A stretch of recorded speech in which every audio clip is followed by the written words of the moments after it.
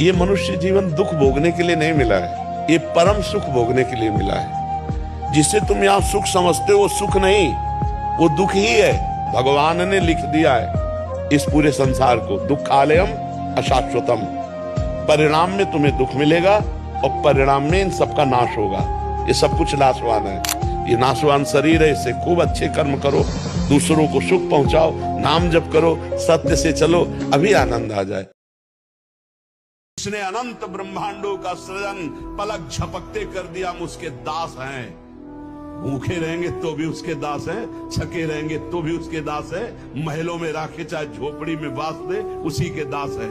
हम लोगों की ट्रेनिंग इसी बात की होती, कभी घी घना, कभी मुट्ठी भर चना और कभी वो भी ना बना तो भी जय हो जय हो।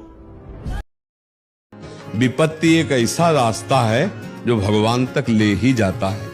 कोई साथ न दे तो फिर एक साथी नजर आता है कि हे भगवान आप ही हो। नहीं तो जब तक बढ़िया खान पान भोग सामग्री, तब तक भगवान की याद नहीं आती।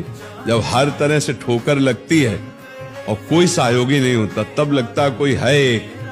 अब यार अगर हमारा कोई है तो भगवान ही है, वही दोस्त है, वही मित्र है, वही संभाल सकता है।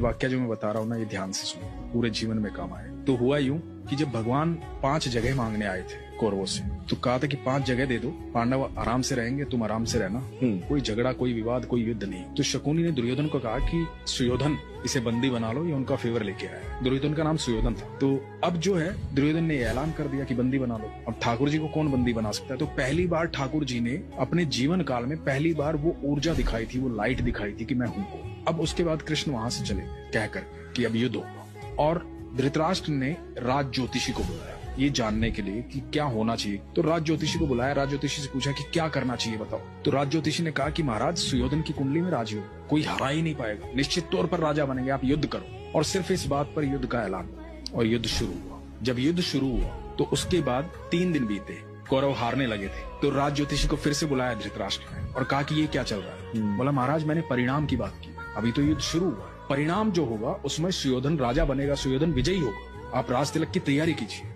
ठीक है। अब धृतराष्ट्र लगातार चिंता में था। 8 दिन बीत गए, आधी सेना निपट गई थी कौरवों की। अब ये दिखाई दे रहा था साफ साफ कि कौरव हार जाएंगे, पांडव जीतेंगे। तो फिर से बुलाया गया राज ज्योतिषी को। धृतराष्ट्र बैठे हुए हैं, महात्मा विदुर बैठे हुए हैं, और राज ज्योतिषी को पूछा गया कि भाई ये क्या हो रहा है? तो कह रहा था कि सुयोधन राजा बनेंगे। अब तो 8 दिन बीत गए, आधी से ज्यादा सेना निपट चुकी है हमारी। तो पता है राज ज्योतिषी ने क्या कहा था? कि वहां कोई है जिसने नक्षत्रों की दिशाएं बदल डाली। कोई है जो समय और परिधि से परे है। हाँ। कोई है वहां। तो विदुर ने कहा था कृष्ण है वहां। हाँ। तो जिसके साथ कृष्ण होते हैं ना, अनंत ब्रह्मांड के सारे नक्षत्र, सारे ग्रह उनके चरणों में हैं। बिल्कुल।